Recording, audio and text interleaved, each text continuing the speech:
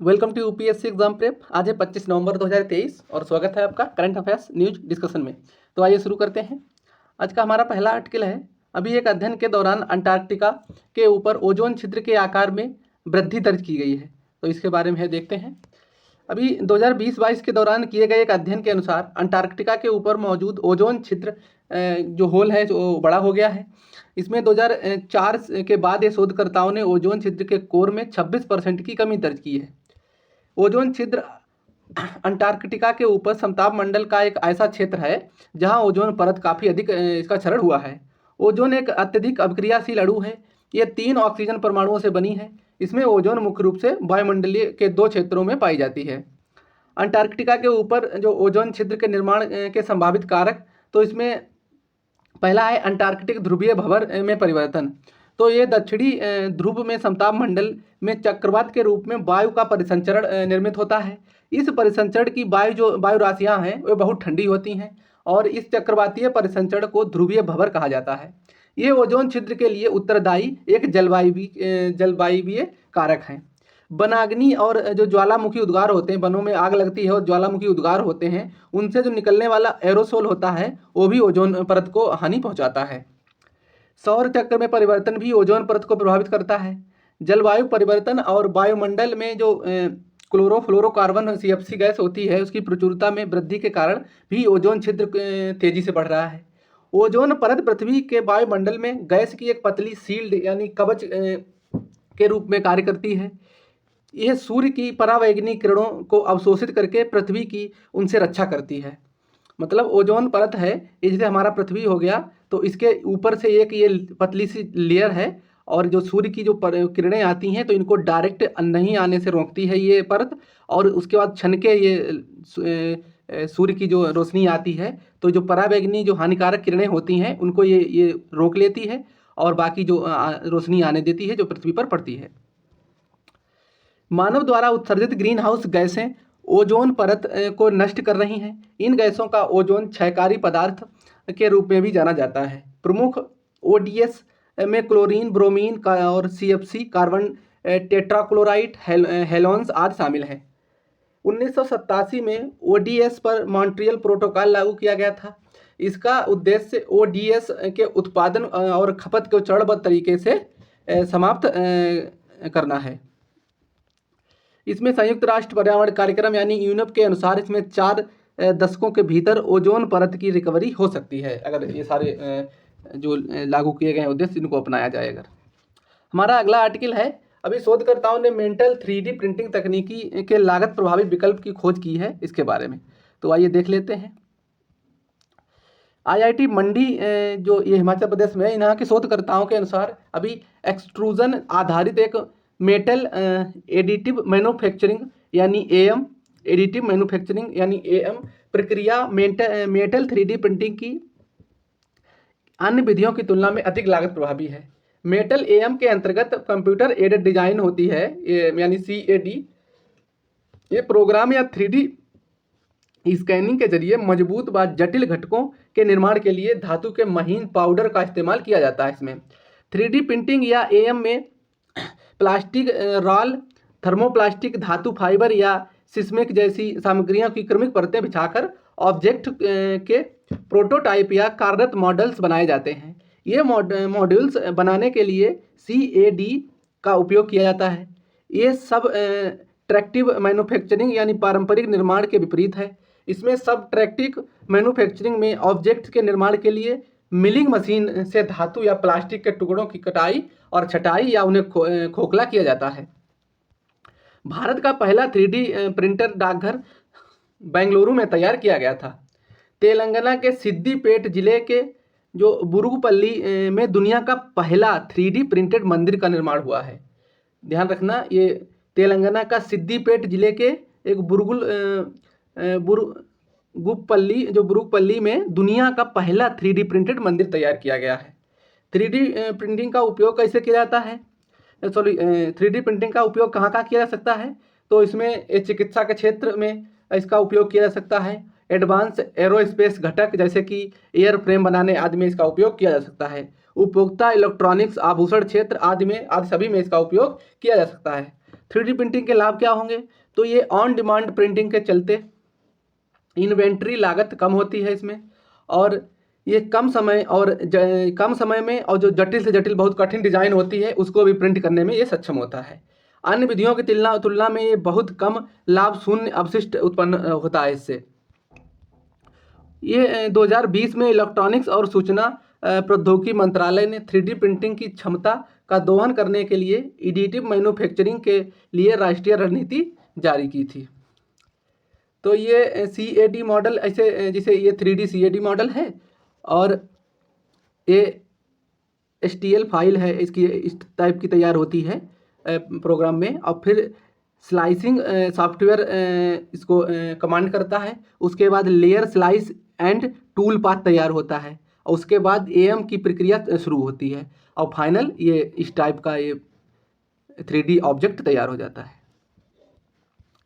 हमारा अगला आर्टिकल है निवेशक जोखिम न्यूनीकरण पहुंच मंच के बारे में, यानी investor risk reduction access platform. तो आइए देख लेते हैं। अभी हाल ही में भारतीय प्रतिभूति और विनिमय बोर्ड यानी सेबी के अध्यक्ष ने निवेशक जोखिम न्यूनीकरण पहुंच प्लेटफॉर्म लॉन्च किया है। तो ये निवेशक जोखिम न्यूनीकरण पहुंच प्लेटफॉर्म क्या होता है, इसके बारे में देखते हैं।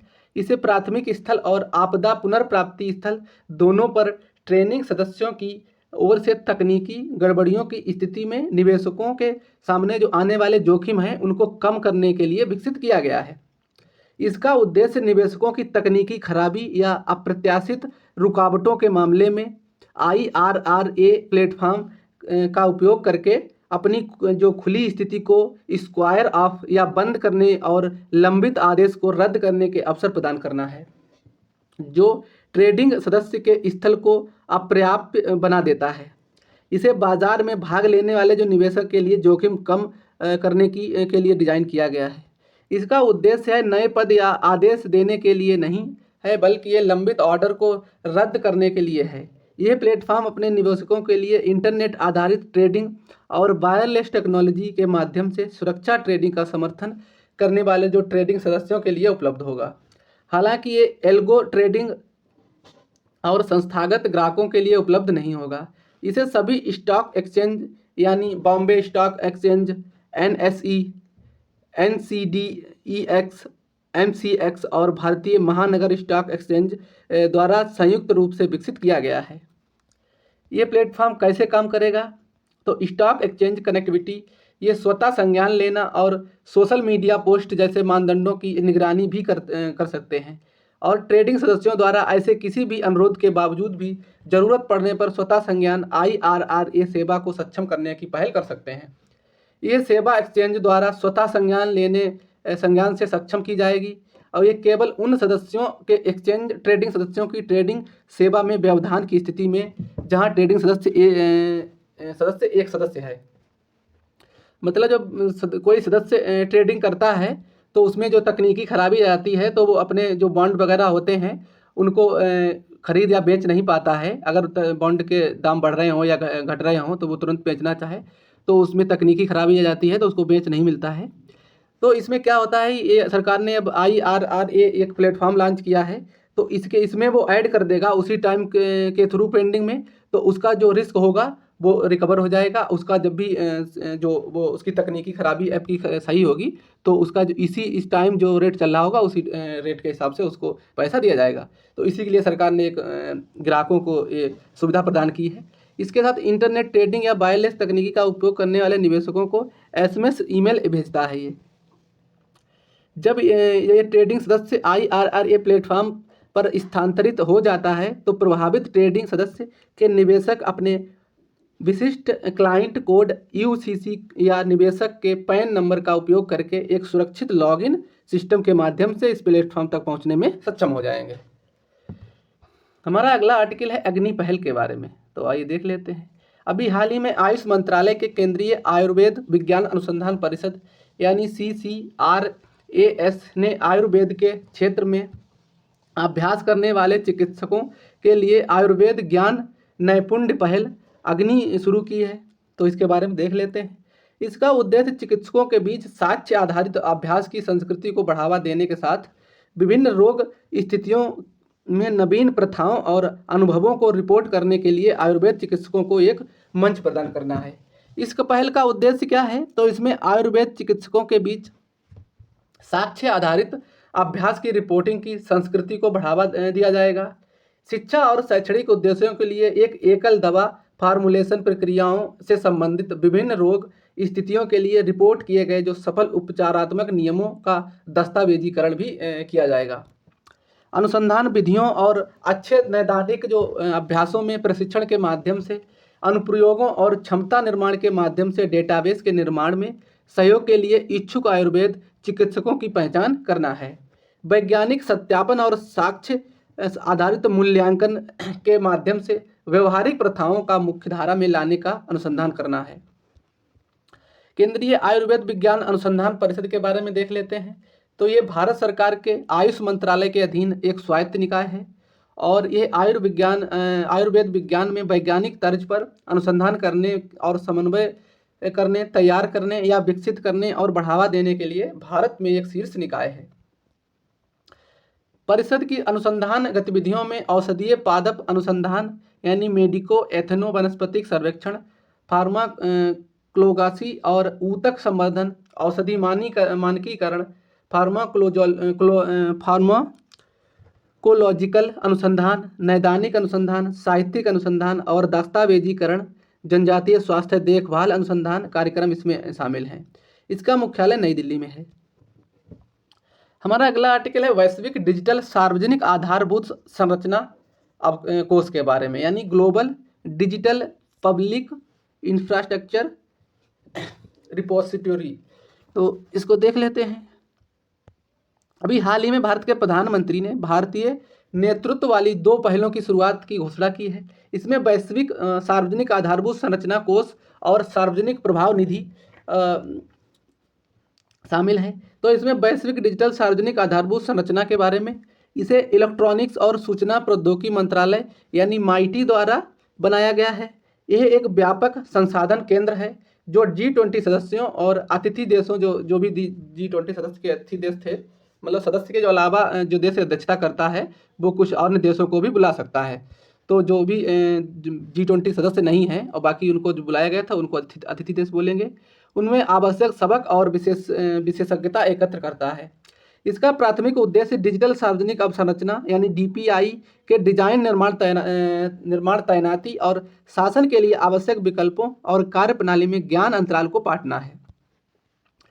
GDPIR उन उद्देश्यों और संगठनों से मानकीकृत प्रारूप में जानकारी प्रदर्शित करता है जिन्होंने परिपक्वता पैमाने, स्रोत कोड जहां उपलब्ध हो और शासन ढांचे जैसे तत्वों को शामिल करते हुए बड़े पैमाने पर DPI विकसित किए हैं। वर्तमान में GDPIR में 16 देशों के 54 DPI शामिल हैं।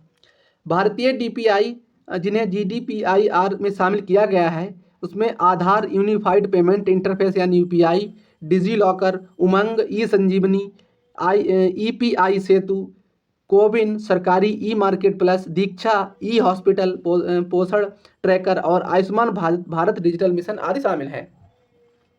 डिजिटल सार्वजनिक अवसंरचना DPI क्या है? तो इसमें भारतीय डिजिटल पहचान भुगतान अवसंरचना और डेटा विनियमन समाधान जैसे मूल तत्व या ढांचे शामिल हैं।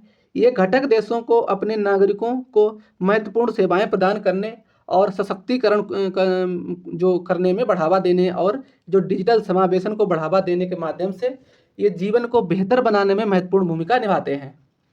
सामाजिक प्रभाव निधि के बारे में मुख्य तथ्य देख लेते हैं।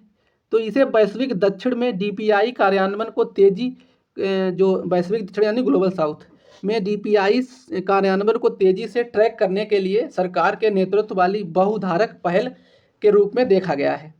यह फंड DPI प्रणाली विकसित करने में देशों को अपस्ट्रीम तकनीकी और गैर तकनीकी सहायता प्रदान करने के लिए वित्तीय सहायता प्रदान करेगा। यह DPI के माध्यम से सरकारों, अंतर्राष्ट्रीय संगठनों और परोपकारी जो संस्थाएं होती हैं उन सभी प्रासंगिक हितधारकों को इस फंड में योगदान करने और निम्न और मध्यम आय वाले देशों में सतत विकास लक्ष्यों की उपलब्धि में तेजी लाने में मदद करने के लिए एक मंच प्रदान करता है। इसमें जो भारत ने इसको निर्माण भारत ने किया है तो इसमें भारत $25 मिलियन की प्रारंभिक जो राशि ये भारत देगा। तो बाकी ग्लोबल साउथ के देश और वर्ल्ड बैंक वगैरह इसमें योगदान करेंगे। हमारा अगला आर्टिकल है इंडियन ग्रीन बिल्डिंग काउंसिल के बारे में। तो ये देख लेते हैं इंडियन ग्रीन बिल्डिंग काउंसिल। इसे नेट जीरो मिशन के तहत ग्रीन रेटिंग टूल पेश किया गया है।